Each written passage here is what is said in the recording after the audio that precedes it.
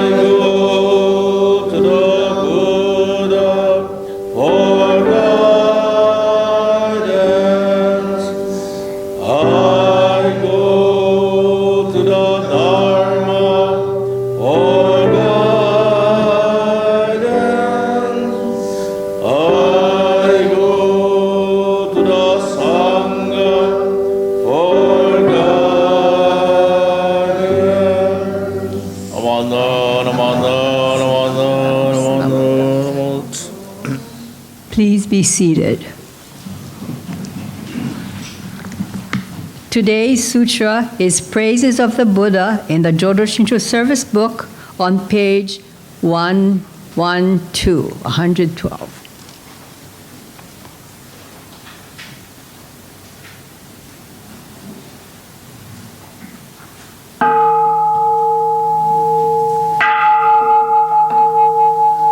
Your face shines in great splendor, boundless, wondrous dignity.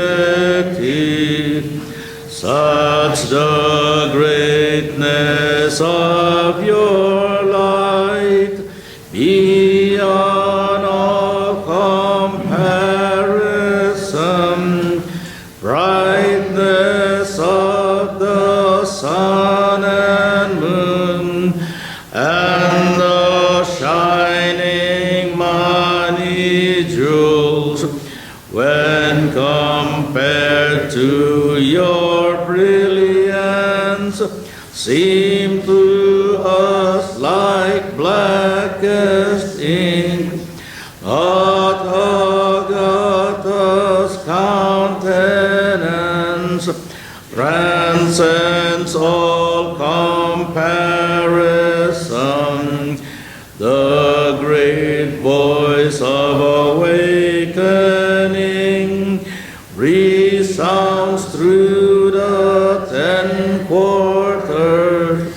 Your precepts, learning, effort, meditation, wisdom are virtues beyond all compare, ultimate, supreme, and rare.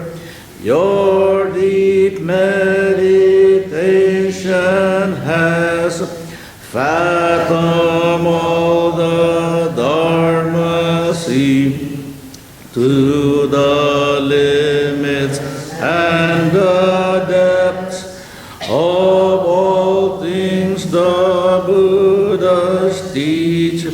Ignorance, anger, and greed, the world honored one has none. Like a lion among men, measureless your great virtue, vast are your great virtuous deeds, wisdom deep and so sublime, your radiant luminous light shakes all the world's foundations. When I become a Buddha, equal to the Dharma King, I will transcend birth and death, liberating all beings. My giving disciplined mind, precepts, patience, and effort, meditation, and wisdom shall be supreme, unsurpassed. I will attain Buddhahood, everywhere fulfill my vow, bringing to all those in fear great peace and tranquility. Though there are myriad Buddhas, beyond measure, beyond count, and great sages numberless, like the grains of Ganges sand, I will honor each of them, equal equally accepting none. Even more importantly, I will seek the supreme way. Even though all Buddha worlds are countless as Ganges sands, even though all lands and realms are boundless without measure, yet my light shall reach them all and illumine every place. Such shall be my perfect work, such my power infinite. When I attain Buddhahood, my land will be first and best, place of practice transcendent, its people sublime and rare, land equal to Nirvana, beyond all comparison, with pity for everyone, I will carry all across, all who come from 10 quarters to be born into my land, to attain pure, joyful mind, peace and great tranquility. Be my witness, Buddha, please confirm my sincerity. Now that I have made my vows, I will strive to fulfill them. Buddhas of the 10 quarters, with your wisdom unhindered, may all of these honored ones know my deepest intention. Even though my body must bear great pain and suffering,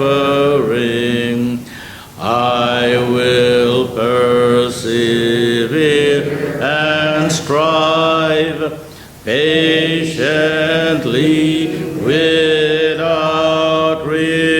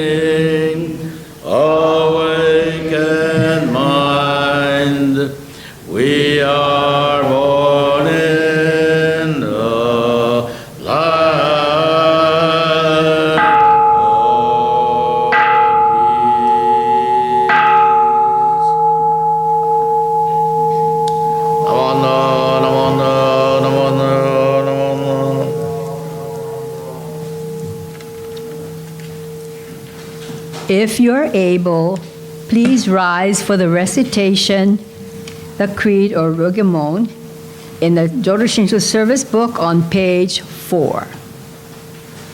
Page 4.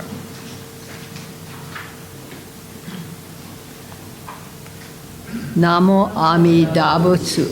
Entrust yourself to me. I will liberate you just as you are. This is the calling voice of Amida. My blind passions are embraced in the Buddha's awakening. So the Buddha calls to me, I will liberate you just as you are. Gratefully responding to the Buddha's call, I find that I'm already on the path that leads to the Pure Land, and the Buddha flows freely from my thankful heart. It is due to the guidance of Shinran Shonin and successive spiritual leaders who have transmitted teachings to us today. Living with the Dharma as our guide, Softens my eroded heart and mind.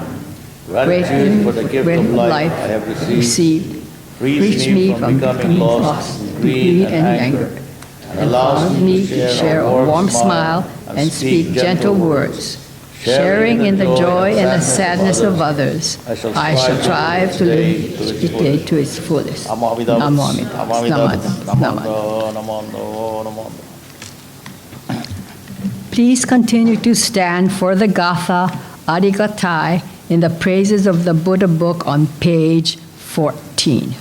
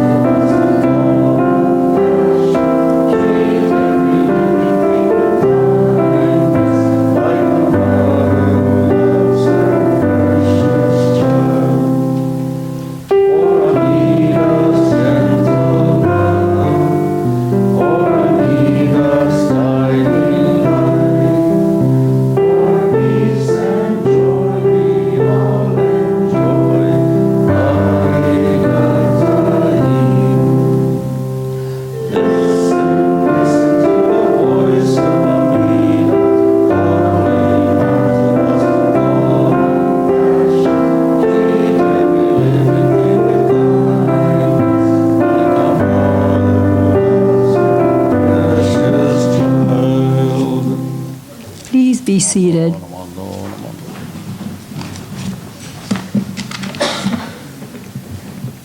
Our speaker today is our minister, Reverend Soul Kalu.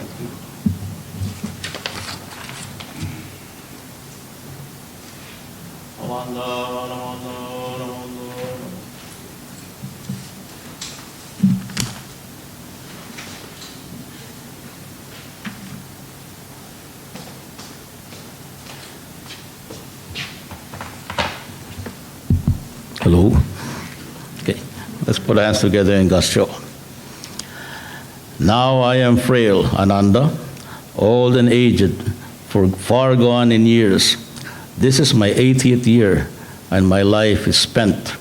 My body is like an old cart, barely held together. Therefore, Ananda, be islands unto yourselves, refuge unto yourselves, seeking no other refuge. With the Dharma as your island, the Dharma as your refuge, seeking no other refuge. from the Maha Parinirvana Sutra. Namo Amida Butsu. Namo Amida Butsu. Good morning, everyone, and thank you again for coming to this Sunday morning service here at Windward Buddhist Temple. It is now the 16th of this month, and 2 days ago, some people observed a non-official but a holiday nonetheless for some who are still seeking or in a state of love. And that is, of course, Valentine's Day. So I don't know if anybody of you went out on a date or something that day. I did not. However, this month, we Buddhists are observing a special Remembrance Day in honor of the founder of Buddhism, and that is Nirvana Day, the day that the historical Buddha, Shakyamuni, passed away some 2,600 years ago in India. In all the years that I have served as a Buddhist minister, I have not had one member of the congregation of the temples at Betsuin, Makawao, Mililani, and even here question why the day of the passing of the Buddha is called Nirvana Day. Nirvana is synonymous to enlightenment, becoming a Buddha. It is the culmination of Buddhist practice, and by definition, it is the extinguishing of all passions, all desires, all attachments and clinging. And therefore, Nirvana is a state of becoming a Buddha, or Buddhahood. But isn't Bodhi Day in December, when Shakyamuni Buddha sat under the Bodhi tree, meditated, and after a few hours attained enlightenment, can also be called Nirvana Day? Bodhi Day is the day of enlightenment for Shakyamuni Buddha. Therefore, he reached a state of nirvana that day. And that should properly be called Nirvana Day. But it really isn't. Are you confused enough? Yes, okay, I'll explain then.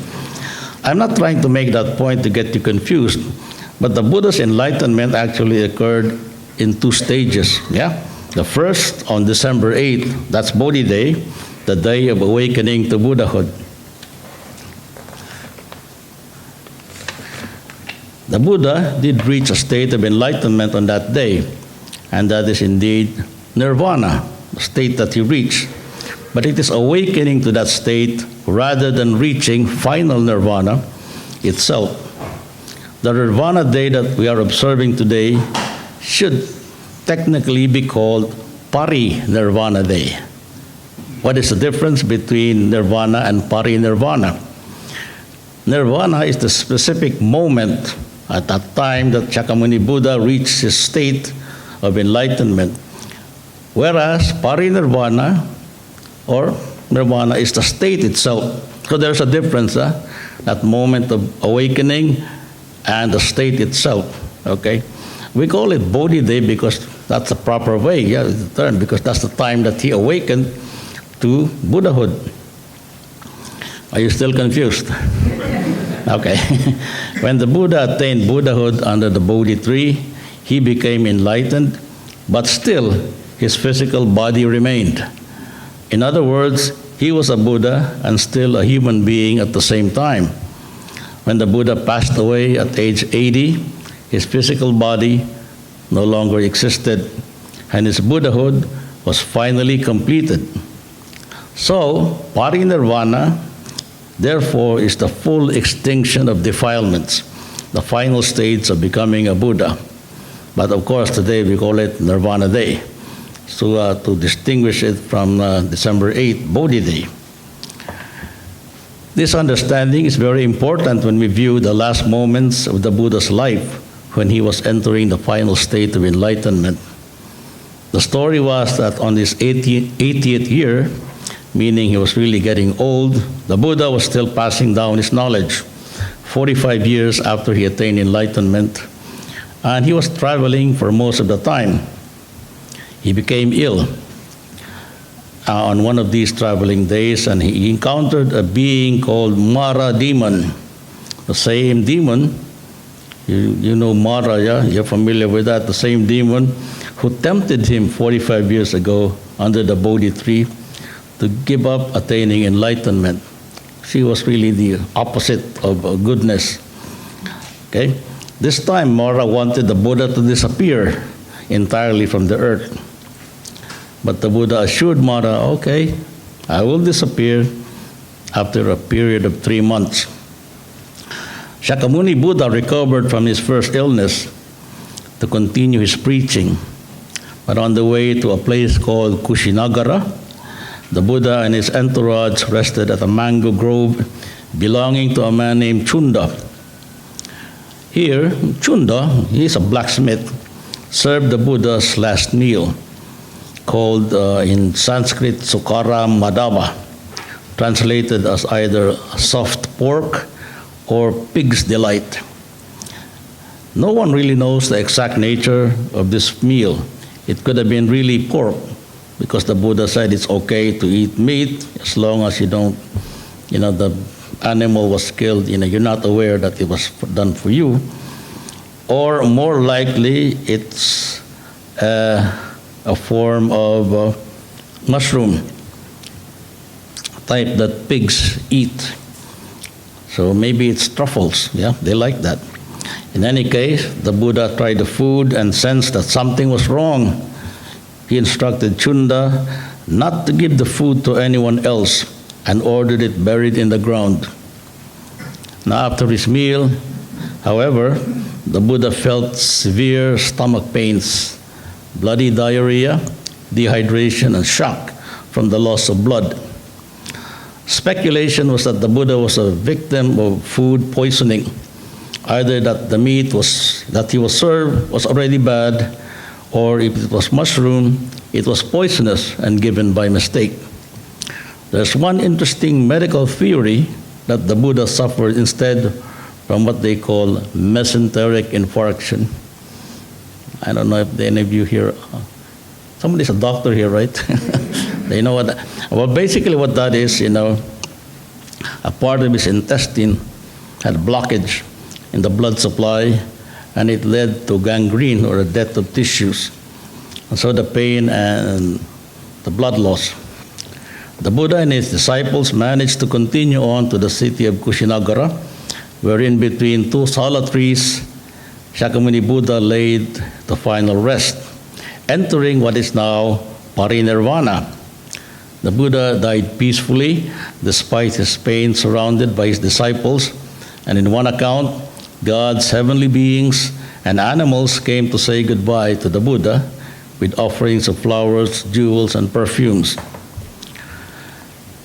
A question: did the Buddha, an enlightened being, suffer from the pains he felt on his last day? What do you think? Any thoughts on that one? Did he or did he not? Well, the thing is, becoming enlightened means transcending suffering. He achieved that on his Bodhi day, right? But yet the Buddha felt pain with his final illness. The answer is, the Buddha did have pain, but he did not suffer with it. There is a difference, right? The Buddha taught that suffering arises from attachment and craving. So while he could experience physical pain, he would not be mentally distressed by it due to his attainment of enlightenment. We as ordinary unenlightened beings feel suffering and discomfort from our bodily illnesses because our minds still are not able to separate pain sensation from the anxiety it creates.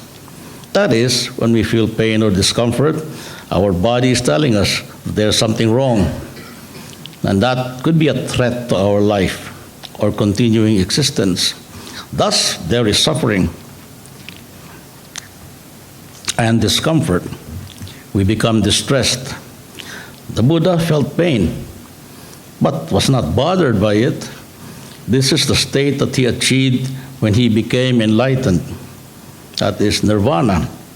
However, the fact that he felt pain tells us that the Buddha was still in samsaric existence.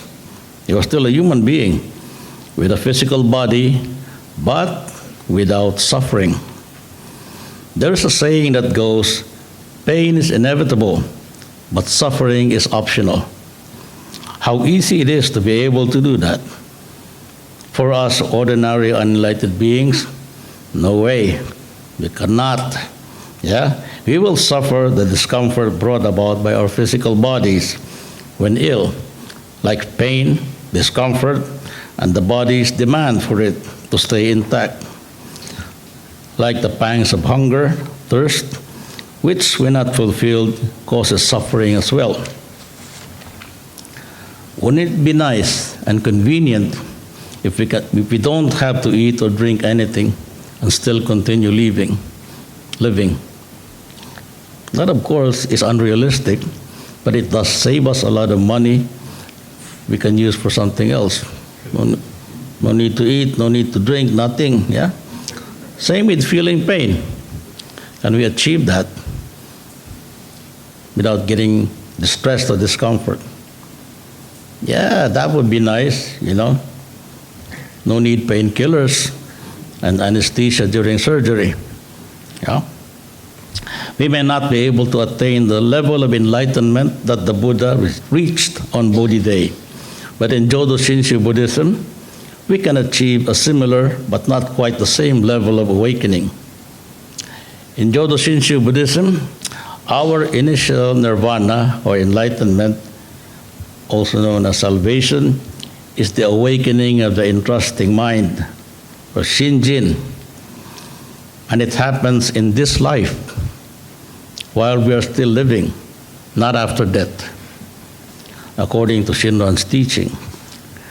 This is termed Heisei Gojo in Japanese, the transformation of our minds when we are grasped, never to be abandoned by Amida Buddha. It is written like this. This is a Chinese script. Heisei Gojo. In Chinese, it means, a lifetime accomplishment. But in Japanese, the meaning of that is, something we accomplish in this life.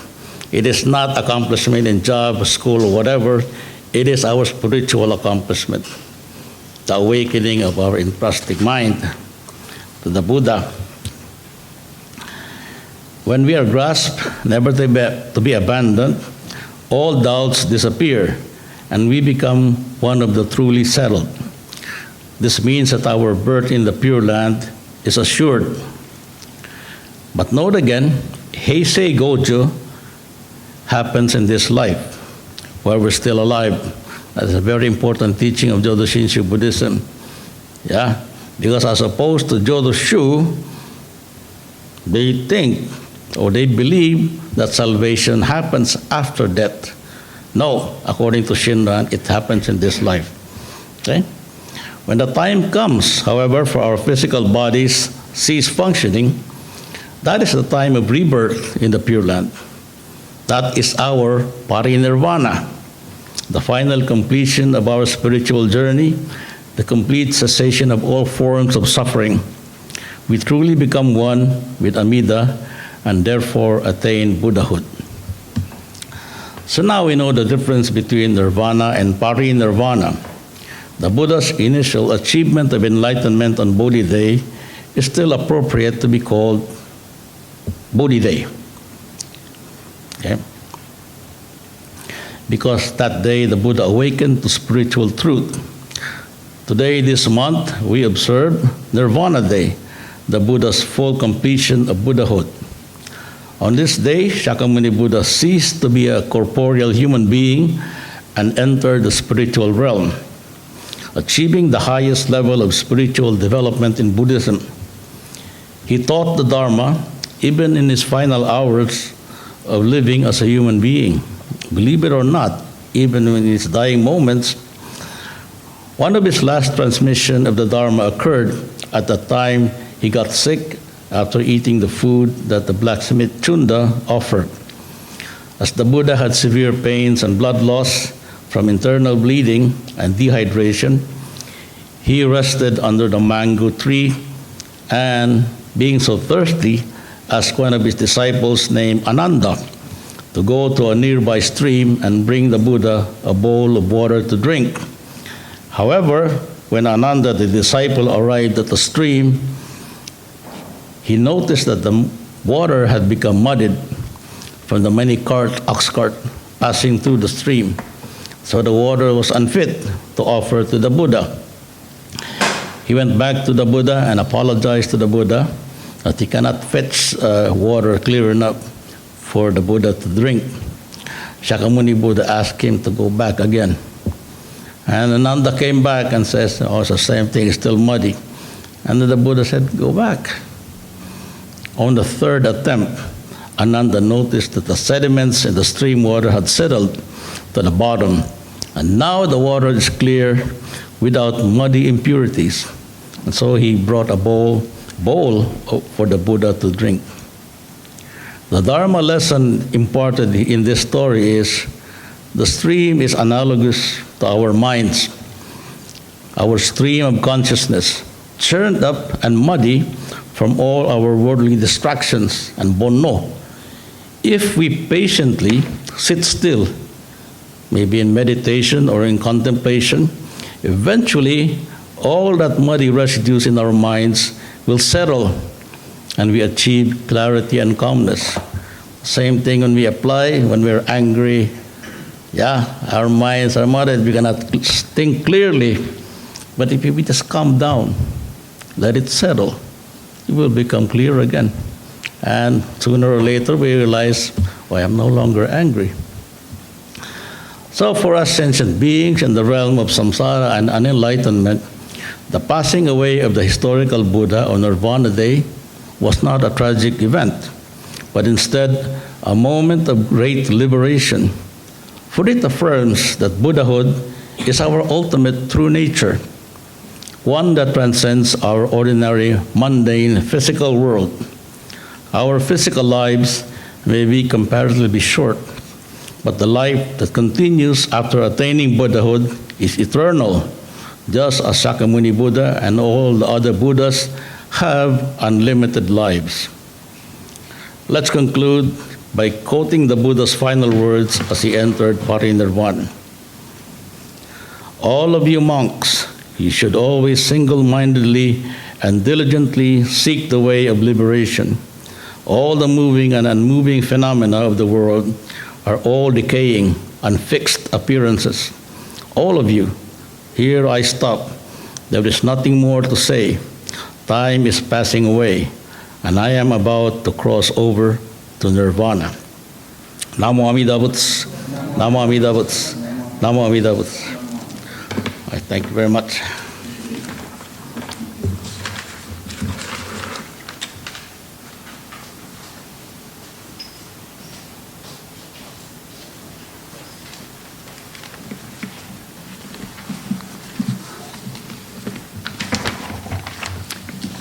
Thank you, Reverend Kalu. So we've learned all about Shakyamuni Buddha. Thank you. If you're able, please rise for the. If you're able, please rise for the Gatha, Quest of Life, on page 164 in the same Praises of the Buddha book, and continue to stand for the Nembutsu on page 145. So the Gatha is on page 164.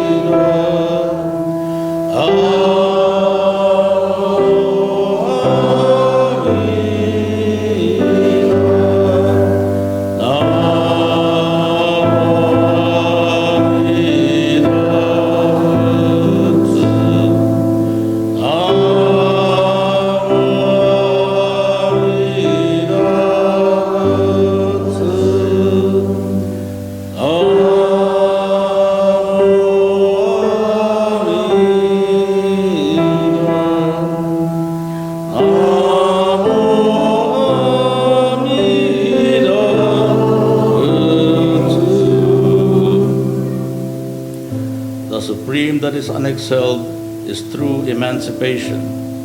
True emancipation is none other than Tathagata. When we attain true emancipation, we become free of desires and free of doubt.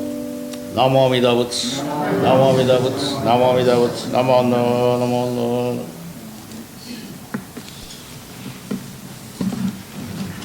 Please be seated. With announcements now from Cynthia Rodriguez.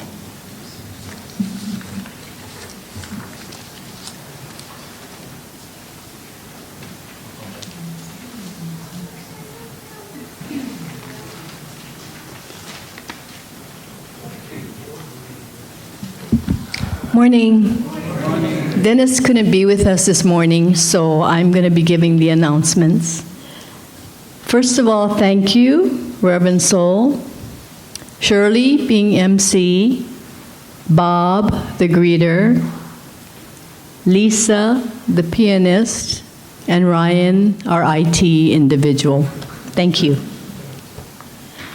Do we have any guests? Okay.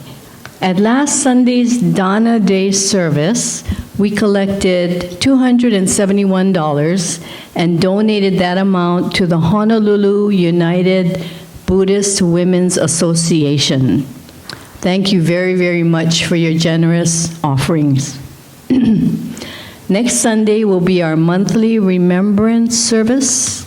If you'd like to remember a loved one who passed away in the month of February of any year, you may do so during the remembrance service. Please add the name of your loved one to the list at the greeter's desk upon arrival. If you have a picture of your loved one, please bring it to the service. Today is Temple Cleanup Day, after service and after refreshments. So your help with the cleanup will be greatly appreciated. Just a reminder that the adult Dharma classes, which are on Saturdays, will start on March 1st. A sign-up sheet for the classes are on the back table. We have a lot already that have already signed up. And the enrollment is limited to 15 students. I think we have about 11 now. Okay. So, Prudence, do you have an announcement?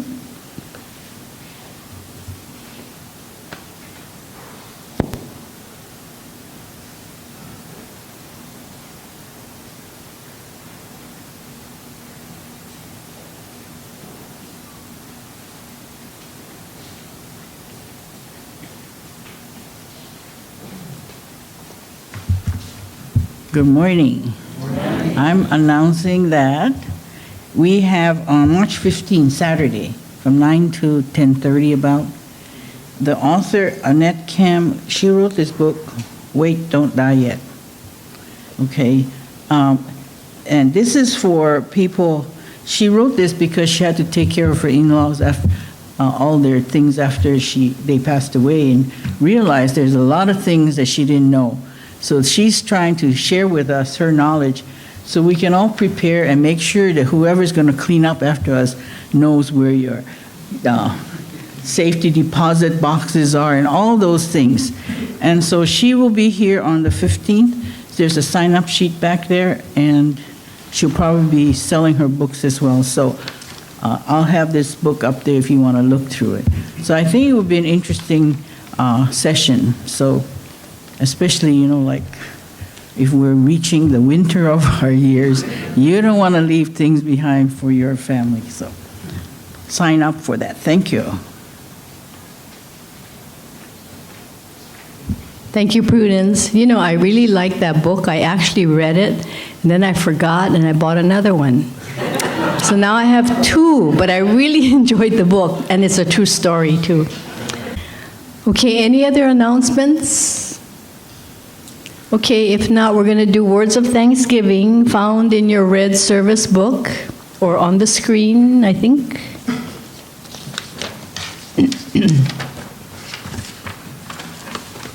Okay. We are truly grateful for this wonderful food, a gift of life. May we share its benefits with all beings. As we partake of this food, let us remember Amida Buddha's compassion, which surrounds all people and all forms of life. Namo Amida Butsu. Itadakimasu. Thank you very much.